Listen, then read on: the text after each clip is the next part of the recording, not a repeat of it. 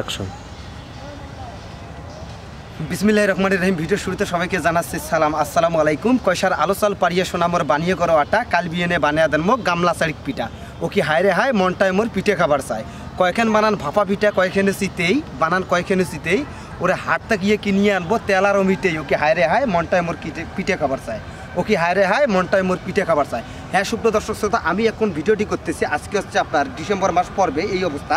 তো দেখা যাচ্ছে যে আমাদের যে ঋতু আছে এই ঋতুতে ডিসেম্বর এবং জানুয়ারি মাস হচ্ছে আমাদের শীতকাল, এবং এই শীতকাল আসলেই আমাদের যেন পিঠা খাওয়ার একটা ধুম পড়ে যায়। বিশেষ করে গ্রাম পর্যায়ে যে রাস্তাঘাট আছে, রাস্তাঘাটের অলি গলি, চায়ের দোকানে, হাট বাজারে, ছোট ছোট যে স্থানগুলো আছে সেগুলোতে আমাদের পিঠা খাওয়ার ধুম পড়ে যায়। আপনারা যদি এই শীতের আমেজটা যদি আপনারা ভালোভাবে উপভোগ করতে চান এবং শীতের যে স্বাদ নিতে চান, তাহলে অবশ্যই আপনারা গ্রামে ফিরে যাবেন। কেননা এই সময় গ্রামে চলতেছে নবান্ন উৎসব।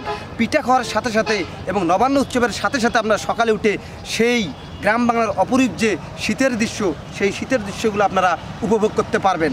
ধন্যবাদ।